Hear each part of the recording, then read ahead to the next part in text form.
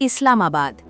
এই মুহূর্তে পুরো বিশ্বের নজর এখন এই শহরের দিকে, কারণ এখানে হতে যাচ্ছে এমন একটি বৈঠক যা বদলে দিতে পারে মধ্যপ্রাচ্যের ভবিষ্যৎ। ইরান এবং ইউনাইটেড স্টেটস এই দুই দেশের মধ্যে দ্বিতীয় দফার গুরুত্বপূর্ণ আলোচনা শুরু হতে যাচ্ছে, আর এই আলোচনার কেন্দ্রবিন্দু ইসলামাবাদ। ইতোমধ্যেই সেখানে পৌঁছে গেছেন ইরানের পররাষ্ট্রমন্ত্রী আব্বাস আরাগচি। অন্যদিকে ইউনাইটেড স্টেটস থেকেও প্রতিনিধি দল যাওয়ার প্রস্তুতি নিয়েছে, যেখানে রয়েছেন স্টিভ উইটকফ এবং জ্যারেড কুশনার। সবকিছু দেখে মনে হচ্ছে একটি বড় সমঝোতার দিকে এগোচ্ছে পরিস্থিতি, কিন্তু বাস্তবতা কি সত্যিই এত সহজ? কারণ একদিকে ইজিপ্ট এবং পাকিস্তান আশা করছে এই আলোচনার মাধ্যমে একটি স্থায়ী যুদ্ধবিরতি সম্ভব হবে। তারা মনে করছে এই বৈঠক উত্তেজনা কমাবে এবং সংঘাত বন্ধের পথ তৈরি করবে। কিন্তু অন্যদিকে পরিস্থিতি এখনও অত্যন্ত জটিল, কারণ ইরান স্পষ্ট করে দিয়েছে তারা সরাসরি যুক্তরাষ্ট্রের সঙ্গে আলোচনায় বসবে না। তাদের অবস্থান সবকিছু হবে মধ্যস্থতার মাধ্যমে।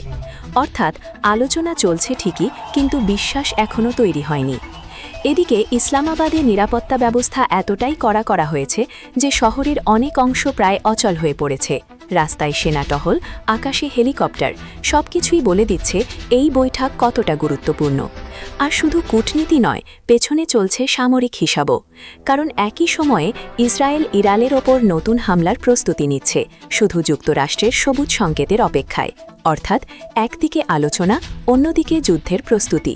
এটাই এখন বাস্তবতা। আরেকটি গুরুত্বপূর্ণ দিক হল অর্থনৈতিক চাপ।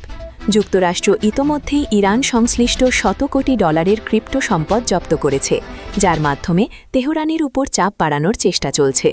অন্যদিকে ইরানও বসে নেই, তারা তাদের সামরিক সক্ষমতা ধরে রেখেছে এবং প্রয়োজনে পাল্টা জবাব দেওয়ার প্রস্তুতি নিচ্ছে।